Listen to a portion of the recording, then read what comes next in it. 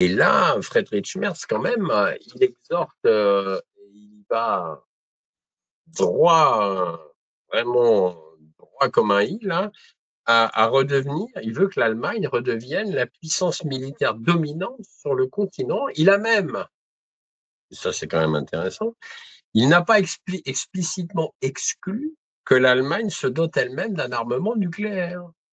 Parce que quand même, si on prend l'histoire à la fin de la guerre 39-45, l'Allemagne ne devait pas avoir d'armée et ne devait certainement pas prétendre à avoir un beau jour la bombe nucléaire. Une armée, déjà, l'Allemagne en a une depuis déjà longtemps, je ne connais pas la date, mais ça fait déjà un petit moment.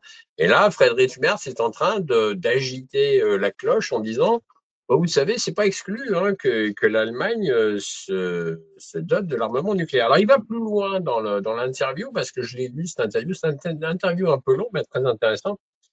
Donc, il veut une armée conventionnelle la plus puissante d'Europe, il veut dépasser les objectifs de l'OTAN, parce que l'OTAN a fixé des objectifs pour tous les pays de l'UE en matière d'armement, de réarmement, de l'armée, etc. Donc lui, il veut dépasser les objectifs de l'OTAN.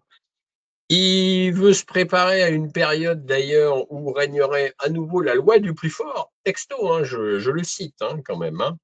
Et il vante, il pousse donc l'ère d'un ordre fondé sur des règles et du droit international. Alors le droit international, comme il n'est pas respecté, par, il n'est pas respecté par personne d'ailleurs. Ça me fait un peu doucement rigoler. Mais donc voilà, et il veut évidemment, si nécessaire, être totalement indépendant de Washington.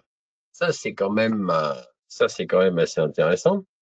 Donc après le budget militaire, il a exposé le budget militaire que lui va pousser et qu'il prévoit, donc toujours dans le même article.